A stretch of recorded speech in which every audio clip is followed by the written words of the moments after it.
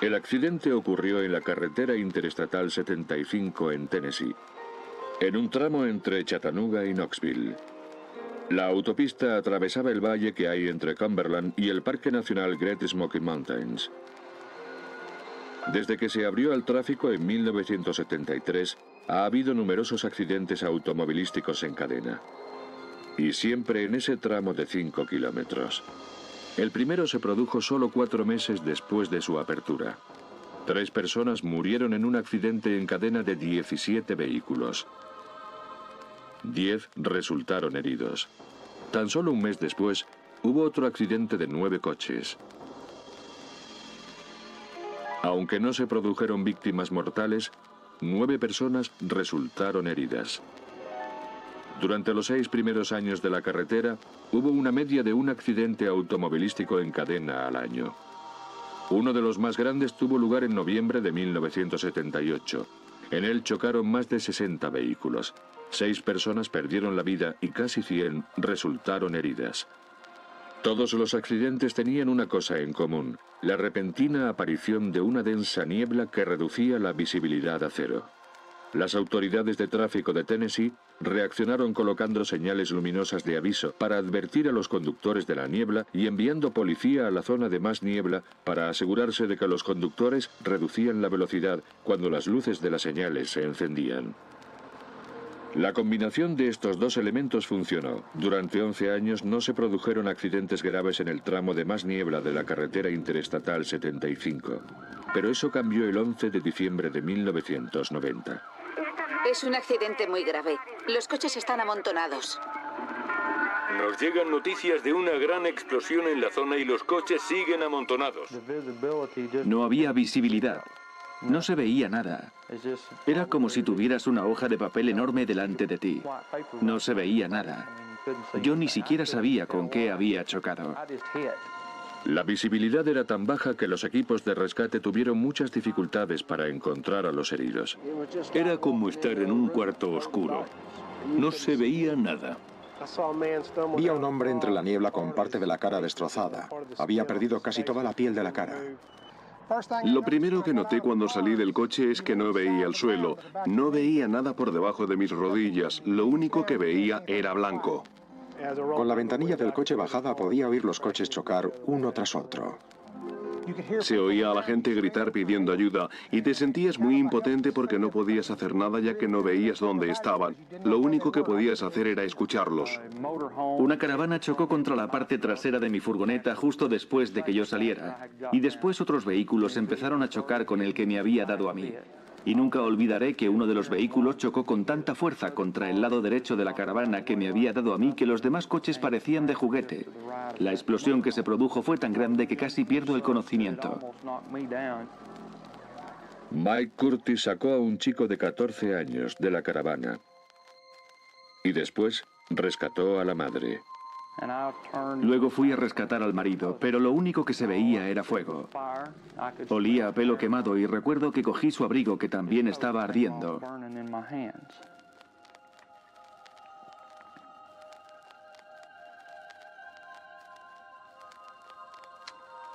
Posiblemente eso haya sido lo más duro que he visto en la vida.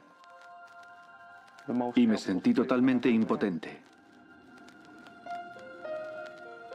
El hombre se quemó vivo. 12 personas murieron. 56 resultaron heridas, convirtiéndolo en el accidente automovilístico más grande de la historia de los Estados Unidos. Estas fotografías fueron tomadas poco después del accidente, cuando casi toda la niebla se había disipado. En cuanto a los vehículos, no sé si se podrían llamar coches. Vi furgonetas aplastadas y reducidas a menos de 1 metro de longitud, con cuerpos dentro. Después de 11 años sin producirse accidentes graves, la niebla asesina atacó de nuevo. Pero, ¿por qué? Las familias de los fallecidos y de las víctimas exigieron respuestas. Querían saber qué había causado aquella densa niebla el 11 de diciembre de 1990.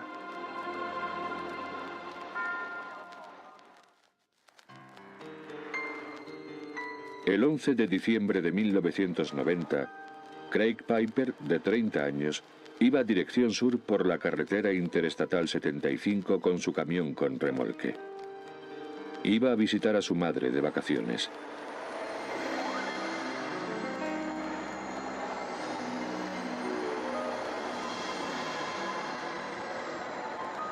Cuando penetró en la densa niebla, la visibilidad era prácticamente nula.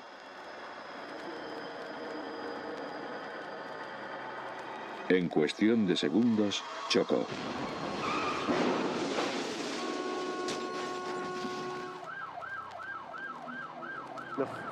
Las llamas eran muy intensas y era imposible sacarle de allí. Así que tuve que quedarme allí parado viendo a un hombre quemarse en su vehículo. No podía hacer nada, las llamas eran demasiado intensas y no teníamos extintores.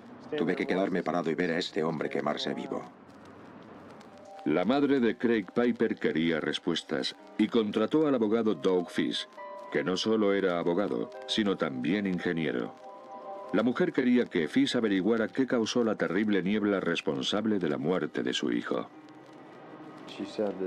Me dijo que en ese coche murieron 2 personas y que su hijo se había quemado vivo en el camión. Y quería saber si yo podía hacer algo para ayudarla. Fish sabía que este no era el primer accidente grave de ese tramo de autopista. Lo que más me llamó la atención fue que era la 7ª vez que ocurría un desastre así por la niebla en esa zona. El accidente se produjo en la autopista interestatal 75, en el punto más bajo del valle, a unos 800 metros de donde dicha autovía cruza el río Hiwassee. Debido a su localización, la niebla siempre había sido frecuente en esta zona. Básicamente, la niebla es una nube que se forma en la Tierra.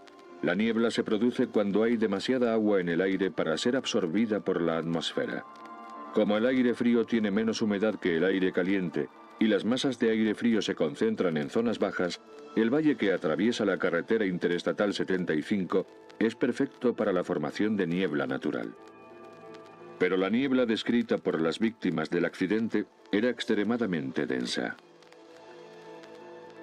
¿Fue la niebla del día del accidente natural?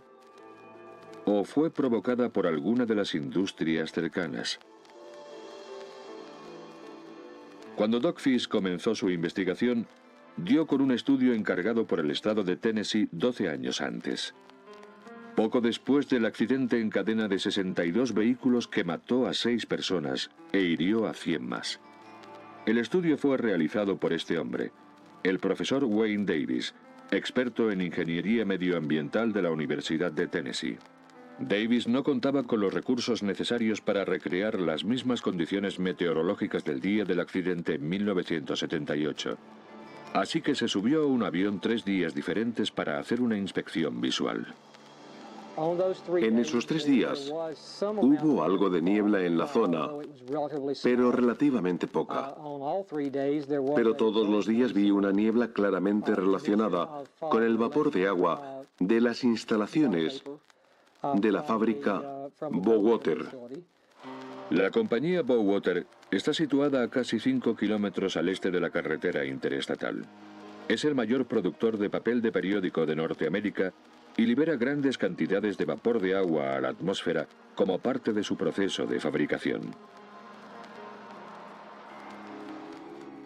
Wayne Davis recomendó al estado de Tennessee realizar un estudio más pormenorizado para comprender las causas de la niebla. El estado decidió no financiar un estudio más exhaustivo, pero sí instalar un sistema de aviso de niebla en la autopista y enviar agentes de carreteras a patrullar los tramos de más niebla todas las mañanas. Si había niebla, los agentes iban hasta las señales y allí, de forma manual, encendían las luces para así alertar del peligro de niebla en la zona. Durante 11 años, el sistema funcionó. Entre 1979 y 1990 no hubo accidentes automovilísticos graves en el tramo de casi 5 kilómetros de la autopista interestatal 75. El sistema funcionó hasta el 11 de diciembre de 1990. El estudio de Wayne Davis fue un importante punto de partida para Doug Fish. pero dicho estudio había sido realizado 12 años antes, y Fish necesitaba saber qué había causado la niebla el 11 de diciembre de 1990.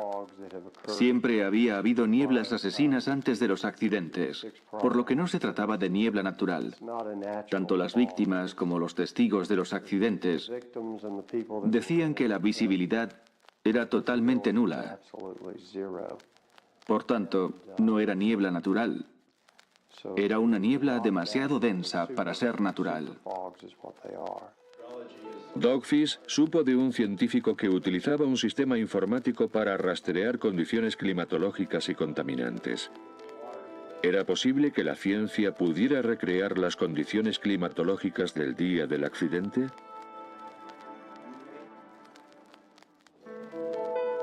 El abogado Doug Fish quería saber si la densa niebla de la mañana del accidente era natural o si había sido provocada por alguna de las fábricas locales, o quizás por una combinación de ambos factores. Para averiguarlo, contrató al catedrático Alan Esenroder, profesor de Ingeniería Civil de la Universidad de Harvard. Su especialidad es la gestión de riesgos y también dirige una consultora especializada en modelos de calidad de aire. Pensó que yo le podía ayudar, ya que la frecuencia de la niebla y la frecuencia de los accidentes suponían un análisis de riesgos estadísticos, y yo llevo haciendo modelos atmosféricos más de 30 años. Esenroder recopiló la información meteorológica de la mañana del accidente de los aeropuertos de Knoxville y Chattanooga, y también de dos centrales nucleares, una a tan solo 28 kilómetros de la zona. Los informes meteorológicos indicaban que en la mañana del accidente no había habido apenas nubes. Los vientos fueron ligeros y la temperatura descendió rápidamente la noche anterior, de 15 grados centígrados por la tarde a temperaturas casi gélidas. Este rápido descenso de la temperatura podía causar un fenómeno meteorológico llamado inversión térmica. La inversión térmica se produce cuando la temperatura de la superficie terrestre es más baja que la temperatura de la atmósfera. Esto impide que el aire y la humedad se disipen en la atmósfera y hace que la humedad vuelva abajo. La mañana del accidente, muy temprano, el piloto de un helicóptero que sobrevolaba la carretera interestatal 75 vio una nube con forma de champiñón parecida a esta sobre las chimeneas de la fábrica Bowater a unos 5 kilómetros al este de la zona del accidente. Esenroder cree que esto es la confirmación visual de la inversión térmica. El vapor del agua se produce de forma natural.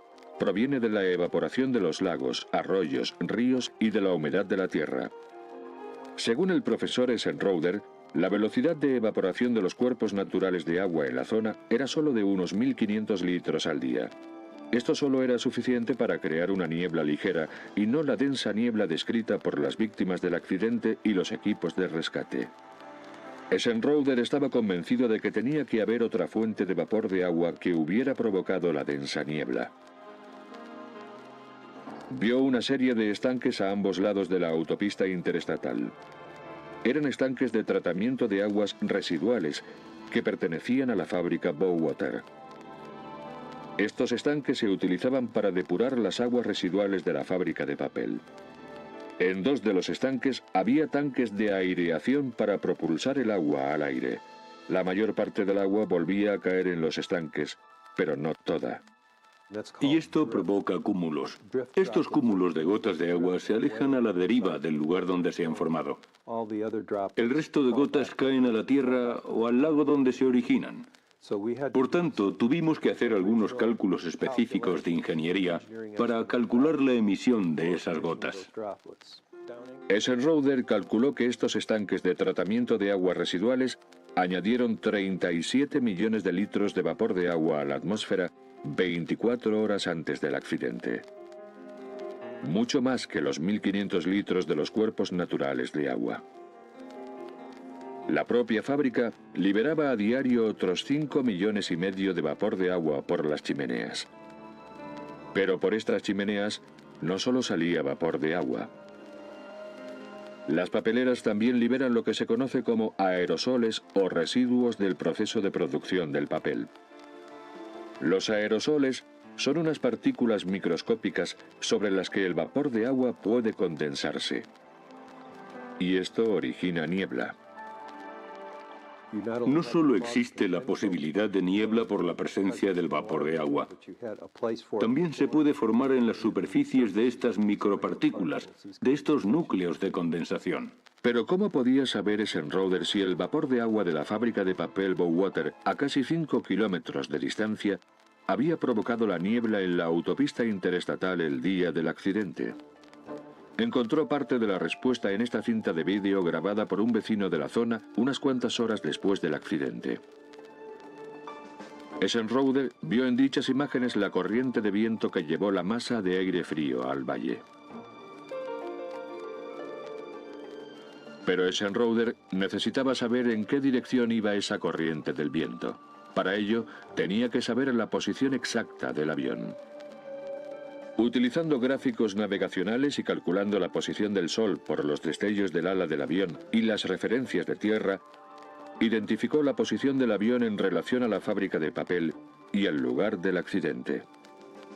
La cinta de vídeo convenció a Eisenhower de que el viento soplaba dirección oeste, es decir, desde la ubicación de la fábrica de papel hacia el lugar del accidente. Una prueba fotográfica de esas características puede acabar con muchísimos análisis y modelos meteorológicos. Toda esta información fue trasladada a un programa de ordenador, un programa que predice el impacto de los contaminantes liberados en la atmósfera. El modelo informático confirmó que el vapor del agua natural habría producido una niebla muy ligera la mañana del accidente.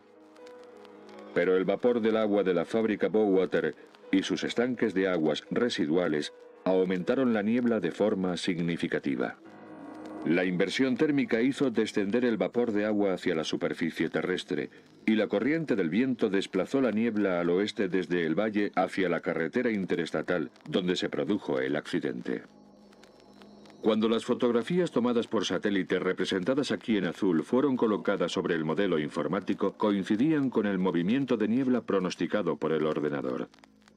En cuanto a la causa del accidente de ese día, no hay duda alguna de que la niebla industrial provocada por las emisiones de agua de la fábrica de Bowater fue un factor clave. El factor clave y predominante que produjo la niebla que causó el accidente. El abogado Doug Fish tenía ahora pruebas científicas y prosiguió con la demanda civil que había interpuesto anteriormente a la compañía Bowater y al estado de Tennessee.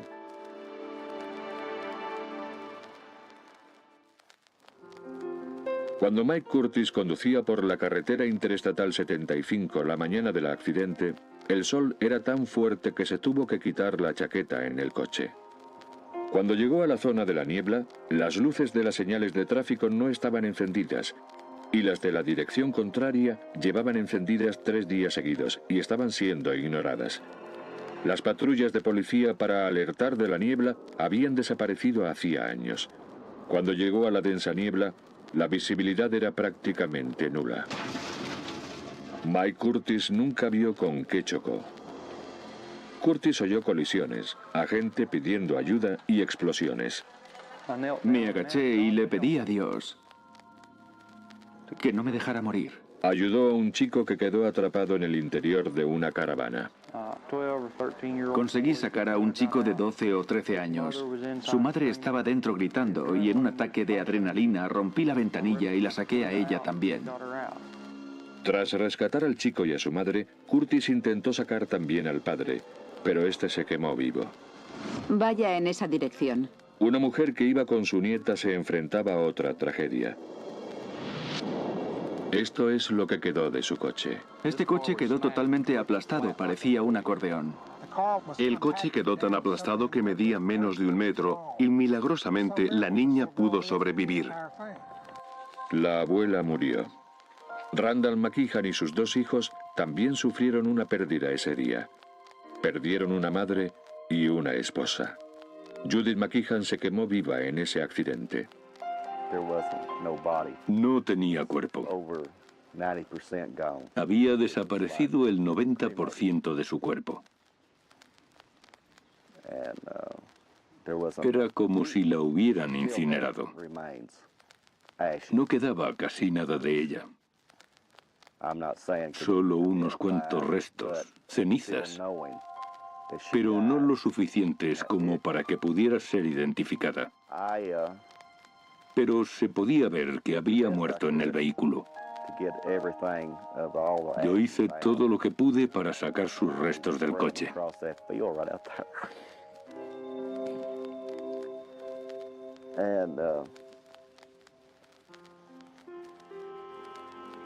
Y los extendí fuera. Supongo que era lo único que podía hacer. El juicio del caso Dogfish se iba a celebrar en 1994, más de 3 años después del accidente. Bowater no estaba de acuerdo con los cálculos científicos utilizados en el estudio de Esenroder y contrató a otro experto, el profesor George McPeel, un meteorólogo de Denver. Su estudio determinó que la contribución de Bowater a la formación de niebla el día del accidente fue de menos de un 1%. Nuestra conclusión fue que la niebla se formó de manera natural debido a la mezcla de aire húmedo a diferentes altitudes sobre las 9 de la mañana del 11 de diciembre, después de que saliera el sol y calentara la superficie terrestre lo suficiente como para iniciar el proceso. Y eso es lo que básicamente provocó la niebla esa mañana. Pero poco antes del juicio, los juzgados pidieron a Bowater que hiciera público el estudio que encargaron en 1979 a su propia consultora, Tecnología e Investigación Medioambiental.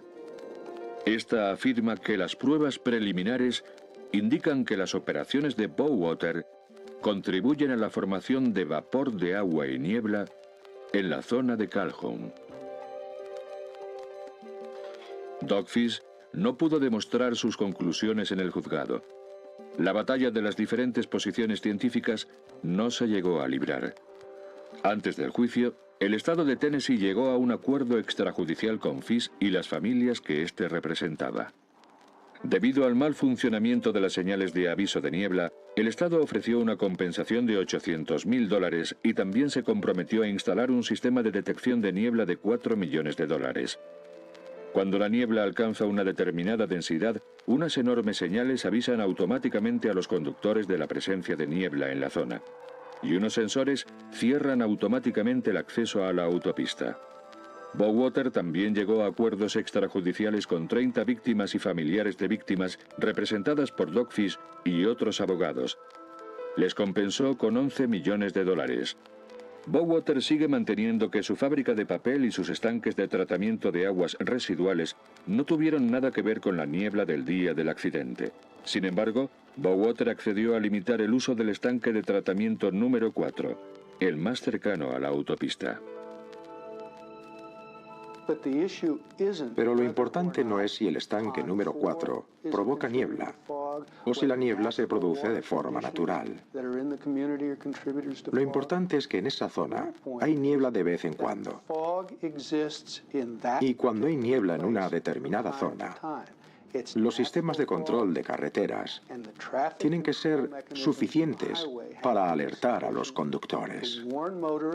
A pesar de los acuerdos extrajudiciales y el nuevo sistema de aviso de niebla, muchos siguen creyendo que la autopista no es segura.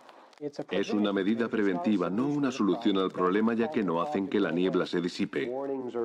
Las señales de aviso no son la solución cuando se puede hacer más. El cierre del estanque número 4 no soluciona el problema, y la autopista sigue sin ser segura.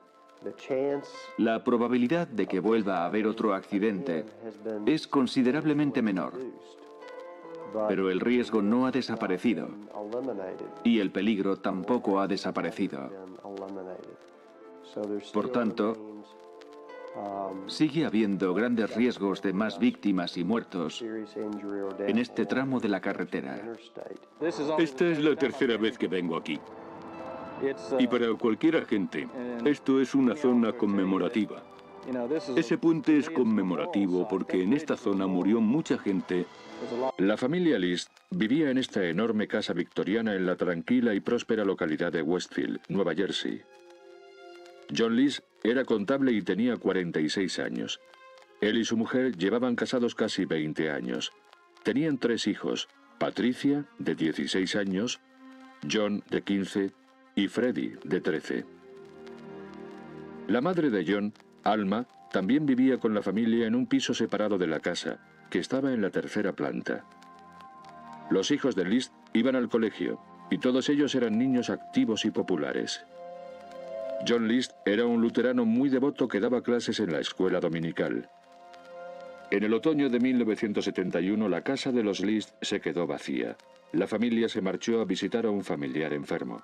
Pero cuando pasó un mes y siguió sin haber signos de actividad, los vecinos empezaron a sospechar y llamaron a la policía. Creían que les había pasado algo, así que nos pidieron que registráramos la casa y lo hicimos. La policía entró en la casa por una ventana que no habían cerrado. La casa estaba muy fría y no había signos de actividad. Pero oyeron música. Era una especie de música fúnebre que alarmó mucho a todos los agentes que se encontraban allí. La policía también notó que en la casa olía a carne en descomposición. Y encontraron el origen en el salón de baile. 4 cuerpos sobre 4 sacos de dormir empapados en sangre y alineados uno al lado del otro. Se identificó a las víctimas como Helen List y sus 3 hijos. Todos habían muerto disparados a bocajarro. La policía vio también un rastro de sangre en el suelo que indicaba que Helen y los niños fueron asesinados en la cocina y arrastrados después al salón de baile. En la cocina, la policía encontró bolsas llenas de papeles empapados de sangre y una fregona ensangrentada. Eran pruebas de que el asesino limpió después de cometer los asesinatos. La policía registró el resto de la casa. Arriba, en el 3er piso, hicieron otro descubrimiento escalofriante. Un 5.º cuerpo, el de Alma List, de 84 años, había sido disparada en la cabeza. En el estudio, la policía encontró 2 pistolas y una carta dirigida al pastor de la iglesia local, a la que la familia List asistía. Sé que lo que he hecho está mal. Estoy seguro de que muchos dirán, ¿cómo se puede hacer una cosa tan horrible? Madre está en el pasillo del ático. Pesaba demasiado para moverla de allí. La carta no era solo una confesión, también era una explicación. Estaba firmada por John List. List había perdido hacía poco un buen puesto de trabajo en un banco. Tenía problemas económicos y temía que su familia tuviera que pedir ayuda al gobierno, pero también tenía otras preocupaciones. Como devoto cristiano que era, List tenía miedo de que su familia dejara de lado sus obligaciones cristianas y dejara de ir a la iglesia. Tampoco aprobaba el interés de su hija por ser actriz, profesión que consideraba inmoral. En la mente de John List había solo un lugar al que podía enviar a su familia para salvar sus almas. Al menos tengo la certeza de que ahora todos están en el cielo. La carta daba algunos detalles de los asesinatos. John. Su hijo mayor, John, tardó más que los otros en morir.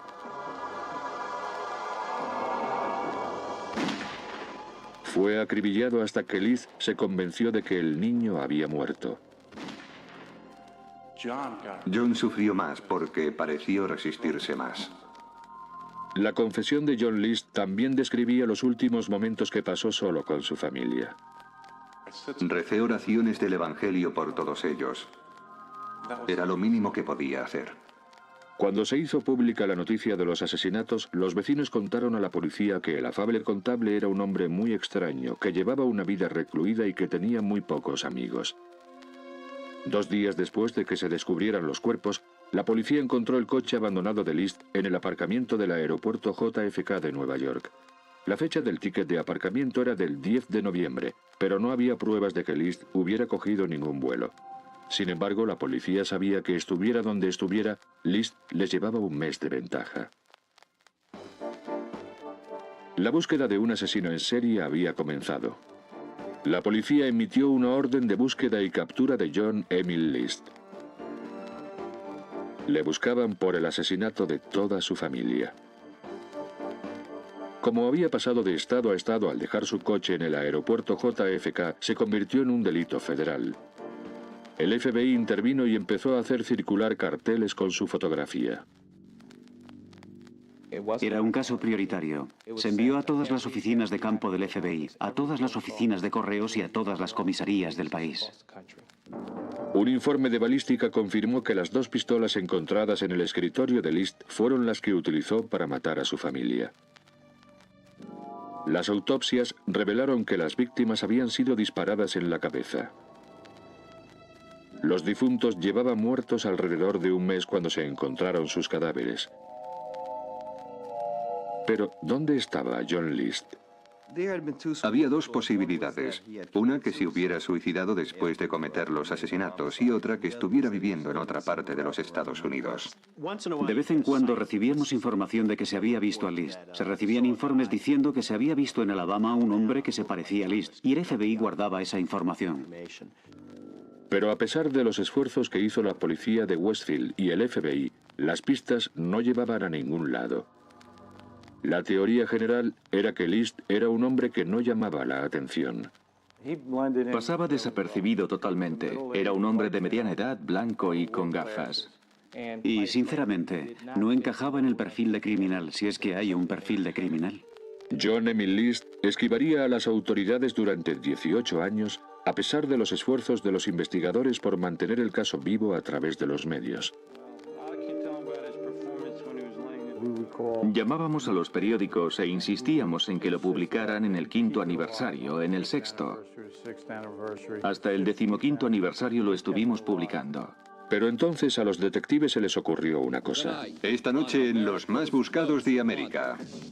El programa de televisión Los Más Buscados de América había hecho posible la captura de algunos de los fugitivos más buscados gracias a las pistas que daban los telespectadores. Una noche estaba viendo la televisión y vi el programa Los Más Buscados de América y me pareció que sería interesante llevar el caso a la televisión. Si había suerte, puede que alguien le reconociera e hiciera esa llamada de teléfono. Los detectives convencieron al programa Los Más Buscados de América de que dedicaran un episodio a los asesinatos de los List, a pesar de que el caso tenía casi 2 décadas. Quería que encontraran a ese hombre, así que decidimos hacer un programa de John List. Pero había un problema. Al final de cada programa, los telespectadores veían una fotografía de la persona buscada. Pero la fotografía más reciente de John List era de antes de los asesinatos. ¿Qué aspecto tendría 20 años después? El caso de los asesinatos de List entraría ahora en el especializado mundo de la escultura forense. Yo llevaba años luchando por los derechos de los niños desaparecidos, desde el asesinato de mi hijo en 1981. Y sabía que Frank Bender era un famoso artista de reconstrucción forense. El escultor forense Frank Bender reconstruye rostros para ayudar a la policía a encontrar a viejos fugitivos o a identificar cuerpos en descomposición. Parte arte, parte ciencia, parte intuición. Este cráneo pertenece a un sujeto sin identificar. La policía lo encontró en el campo. Para identificarlo, necesitarían verle la cara. Trabajo con antropólogos, con odontólogos, es decir, dentistas forenses, patólogos, detectives. Para poder pasar de cráneo a rostro, Bender utiliza unas tablas de referencia especiales que miden el grosor del tejido facial basándose en la raza, edad y género. Utilizando estas medidas a modo de orientación, Bender calcula el grosor de la piel para hacer la forma de la cara con arcilla. Más importante que el grosor del tejido facial son las formas del cráneo, los matices, las diferencias, la asimetría. ¿Qué diferencia este cráneo del resto? Todos son diferentes. Después, Bender hace un busto de fibra de vidrio con el molde. A la derecha, el busto forense de Bender del cráneo encontrado en el campo. A la izquierda, la fotografía de una adolescente que estaba desaparecida y que pudo ser identificada gracias al busto de Frank. El extraordinario talento de Bender para poner cara a los muertos sería ahora utilizado para los vivos, para un antiguo asesino en serie. El programa Los Más Buscados de América pidió a Frank Bender que añadiera 18 años al rostro de John List. Todo estaba preparado para revivir un viejo caso de asesinato.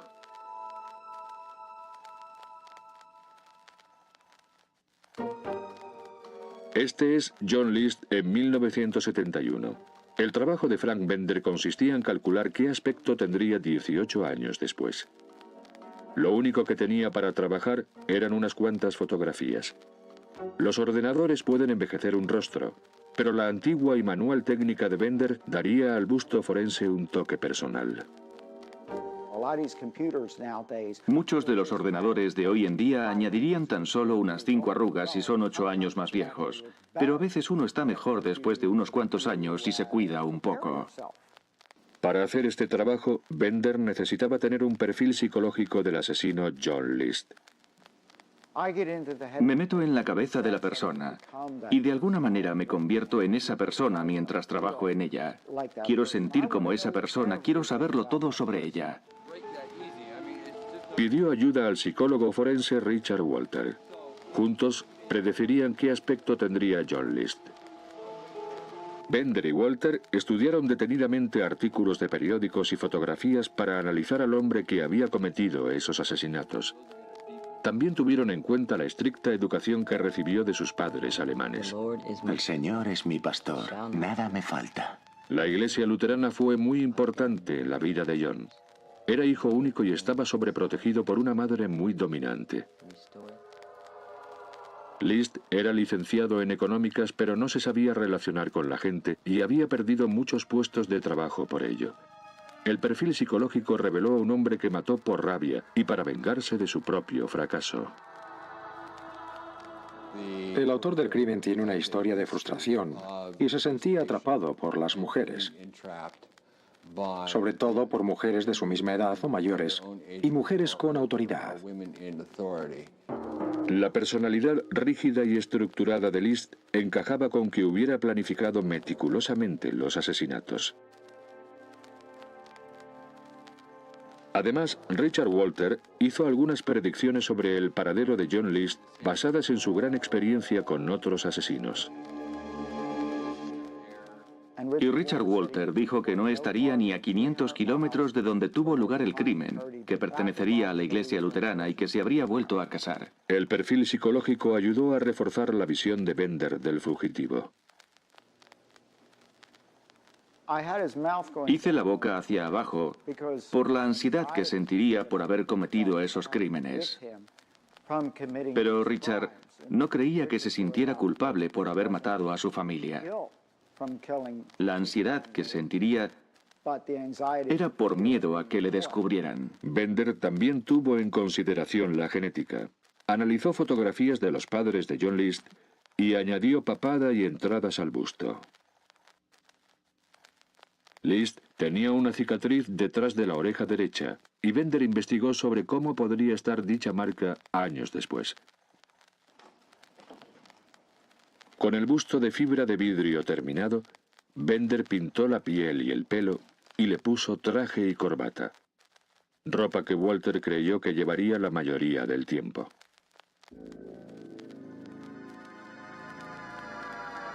Pero el busto no estaba completo. El toque final serían unas gafas. Walter estaba convencido de que List no era lo suficientemente vanidoso como para llevar lentillas, y Bender predijo que llevaría un estilo diferente al que llevaba a los 46 años. Bender estaba convencido de que List querría esconder el hecho de ser un fracasado, utilizando unas gafas de montura gruesa y oscura. Para parecer más inteligente, más importante de lo que realmente era, y supimos eso gracias al perfil de Richard Walter.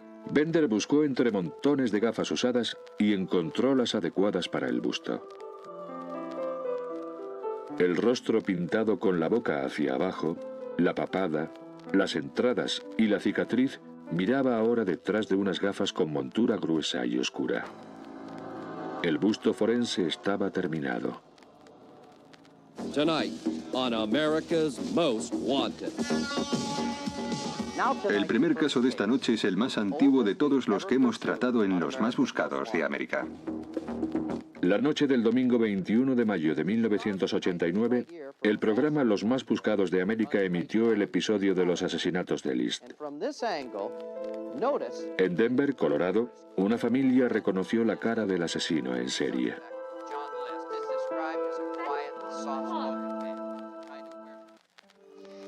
Si saben algo de John List, la noche en que Los Más Buscados de América reveló el busto forense de John List, Wanda Flannery y su hija lo vieron desde su casa de Denver, Colorado.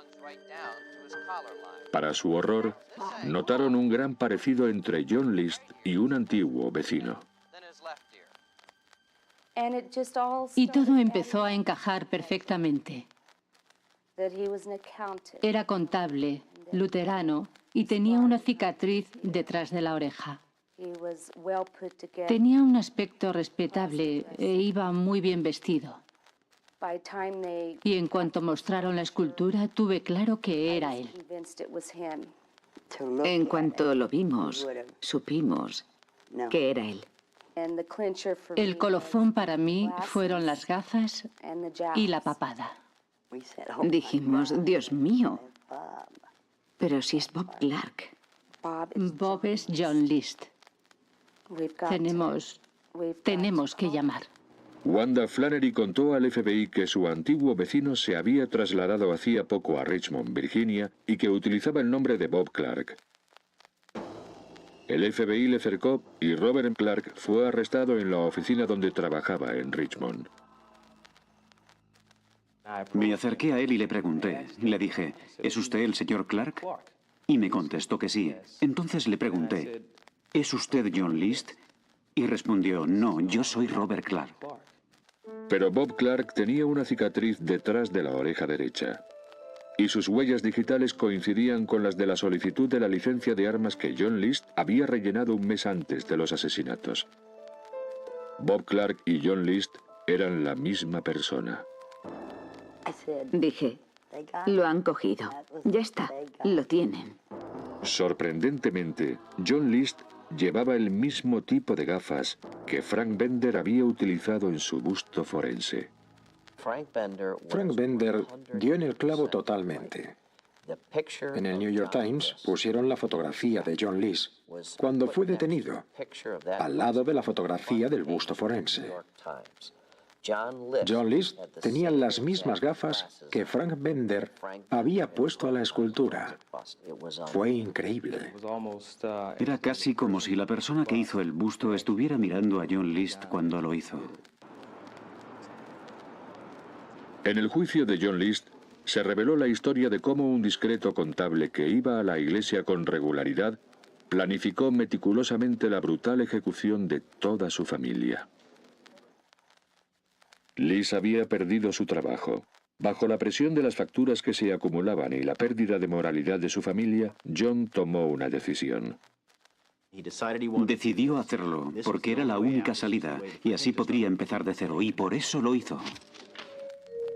Cuando los niños se fueron al colegio, John List puso en marcha su plan.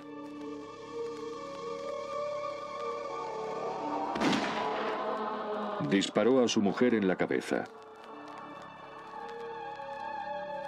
Después subió 2 pisos y entró en el apartamento de su madre. John. Dejó el cuerpo de su madre arriba,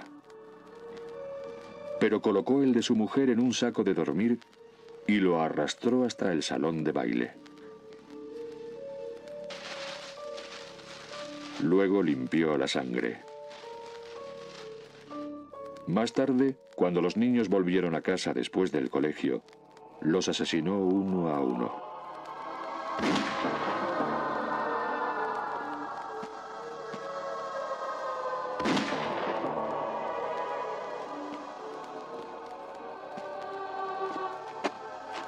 El mayor, John, fue el que más se resistió. Y List le disparó 10 veces.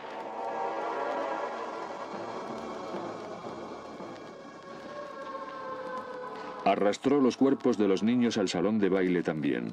Los puso uno al lado del otro en sacos de dormir junto a su madre y limpió el resto de la sangre. El depósito de cadáveres de la familia List estaba ahora completo.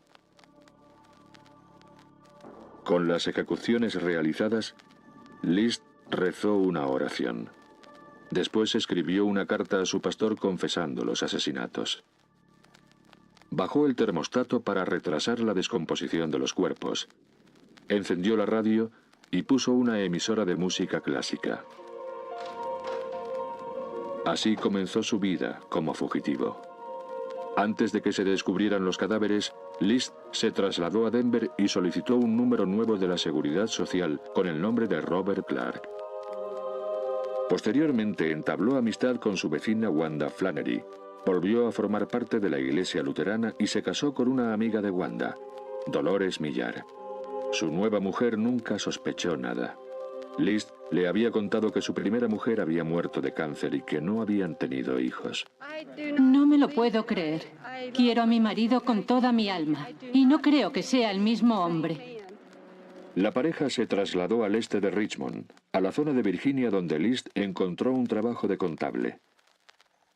El perfil psicológico de Richard Walter predijo con precisión casi todos los aspectos de la vida de John List como fugitivo. ¿Qué estaba haciendo cuando le atraparon? Era contable y era voluntario de la iglesia luterana. Un hombre que mata a su madre, a su mujer y a sus 3 hijos y es voluntario en la iglesia luterana sigue siendo la misma criatura que cometió los asesinatos 18 años antes. Casi 20 años después del brutal asesinato de toda su familia, el jurado declaró culpable a John List de 5 homicidios en primer grado y le condenó a cadena perpetua. John Emil List será siempre sinónimo de los conceptos de egoísmo, horror y maldad. Es un hombre que de manera fría, calculadora y meticulosa, concebió y llevó a cabo un plan muy cobarde para asesinar a sus 3 hijos. Me sentí muy emocionado por cómo había funcionado la unión de la psicología y la escultura. Fue una herramienta clave para determinar el aspecto de ese hombre. Y fue increíble lo mucho que se parecía la escultura al hombre de verdad. Presté mucha atención a toda la información que tenía sobre John List y sobre todo a cómo era como persona. Estoy convencido de que si no hubiera sido por Frank Bender, John List seguiría en libertad, pero finalmente se ha hecho justicia.